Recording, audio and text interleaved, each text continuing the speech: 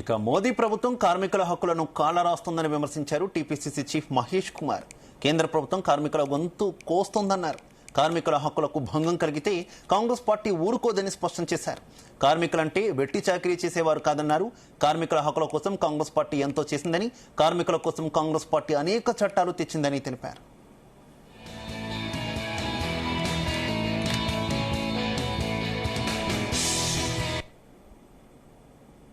మన దేశంలో దేశ ఆర్థిక వ్యవస్థకి కార్మికులే పునాది. వ్యవసాయ పారిశ్రామిక కలియుగ దేశం భారతదేశం.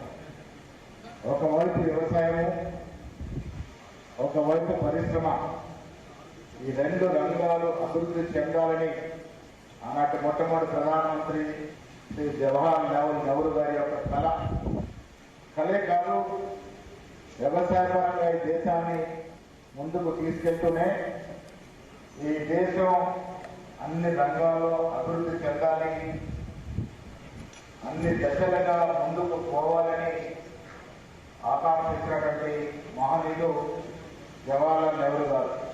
కార్మికులంటే వారితో వెట్టి చాకిరీ చేయించుకోవడం ముమ్మాటికి కుదరదు, గట్టిగా చెప్పి కార్మికుల భద్రత కోసం ఎన్నో చట్టాలు తీసుకొచ్చినటువంటి మహనీయుడు కూడా నెహ్రూ గారే.